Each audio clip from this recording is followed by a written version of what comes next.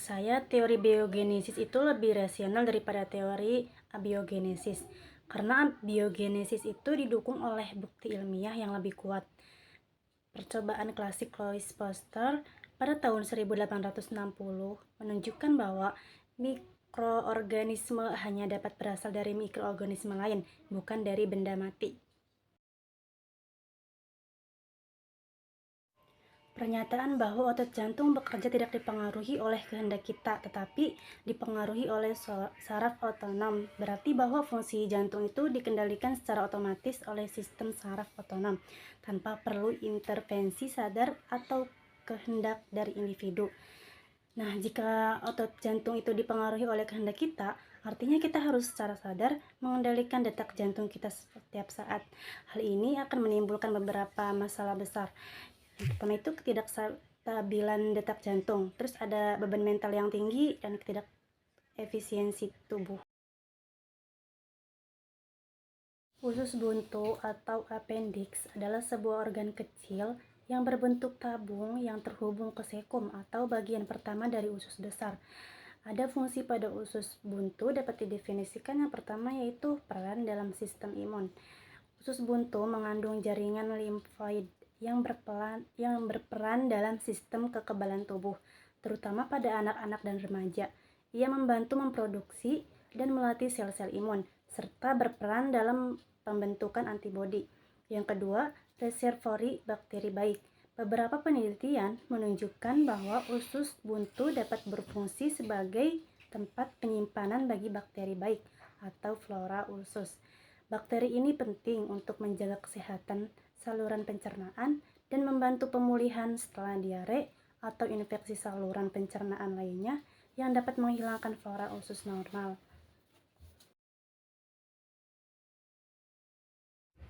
Meskipun kaktus tidak memiliki daun seperti tumbuhan lainnya, mereka masih bisa melakukan fotosintesis.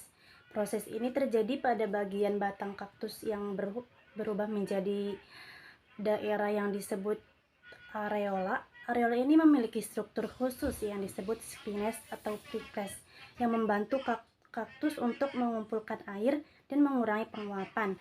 Selain itu, klorofil juga hadir dalam jaringan kaktus, memungkinkan mereka untuk menangkap energi matahari dan mengubahnya menjadi makanan melalui proses fotosintesis.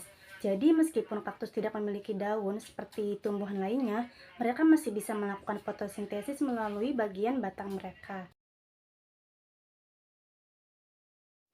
Yang saya baca itu ada etika dan cloning. Cloning dan jenisnya. Cloning reproduksi bertujuan untuk menghasilkan individu baru yang secara genetik identik dengan donor sel.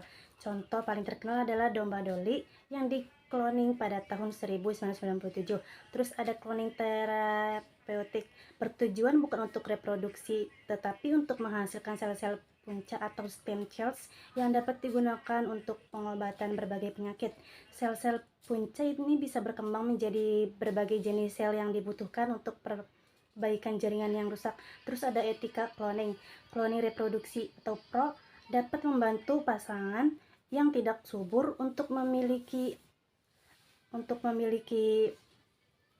anak yang memiliki hubungan gen dengan mereka. Terus ada kontrak, menimbulkan kekhawatiran tentang identitas dan individualitas dan serta potensi penyalahgunaan teknologi ini. Terus ada cloning therapeutic pro memiliki potensi besar dalam pengobatan seperti untuk regenerasi jaringan dan organ yang rusak dan untuk penelitian penyakit genetik. Terus ada kontra.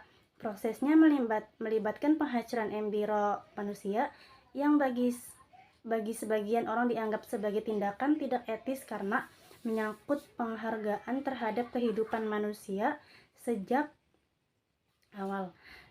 Terus ada pandangan etik dalam sains. Etika dalam sains diperlukan untuk memastikan bahwa penelitian dan penerapan teknologi dilakukan dengan tanggung jawab sosial. Terus penting untuk mempertimbangkan dampak jangka panjang dari teknologi, termasuk aspek moral, sosial, dan lingkungan. Satuan-satuan seperti jengkal, hasta, depa, kaki, jempol, lengan, dan lainnya itu disebut tidak baku karena mereka bervariasi dalam ukuran tergantung pada daerah atau budaya di mana mereka digunakan. Ketidakpastian ini membuat sulit untuk mengukur secara konsisten atau menetapkan standar yang dapat diterima secara universal. Akibatnya, jika satuan-satuan tersebut digunakan, dapat menyebabkan kebingungan dan kesalahan dalam komunikasi, terutama ketika berurusan dengan orang dari luar daerah yang tidak akrab dengan satuan-satuan tersebut. Hal ini juga dapat menghambat perdagangan dan pertukaran informasi karena sulit untuk melakukan perbandingan atau konversi dengan satuan-satuan yang tidak baku. Air adalah sumber daya yang terbarui secara alami melalui siklus air yang melibatkan penguapan dari permukaan bumi, pembentukan awan, dan presipitasi kembali ke bumi dalam bentuk hujan dan salju. Namun manusia juga dapat menggunakan air dalam tingkat yang melebihi kemampuan alam untuk memperbarui persediaannya. Jadi, sementara air secara teoretis itu tidak akan habis, kita harus memperhatikan dampak manusia terhadap siklus air dan sumber daya air.